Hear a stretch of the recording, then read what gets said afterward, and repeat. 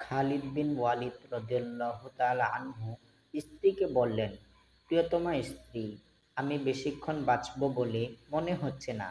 তুমি আমার সারাটা শরীর পরীক্ষা করে দেখো।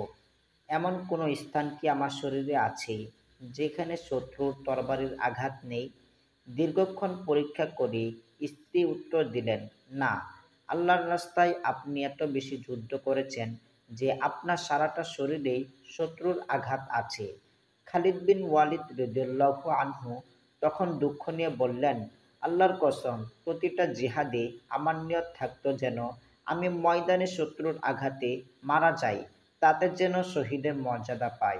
কিন্তু আফসোস, দেখো, আজ যুদ্ধের ময়দানে মৃত্যু না হয়ে আমার মৃত্যু হচ্ছে আমার ওই বিছানায়।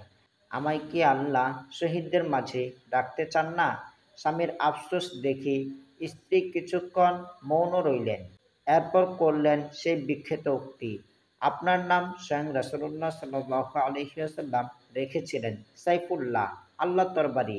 এমন কোনো তরবারি কি দুনিয়ায় আছে যেটা আল্লাহর তরবারির মোকাবেলা করতে পারে? তাই তো ময়দানে আপনার মৃত্যু হয়নি, কারণ আল্লাহ তার তরবারি মাটিতে লুটিয়ে যেতে দেননি। সুবহানাল্লাহ।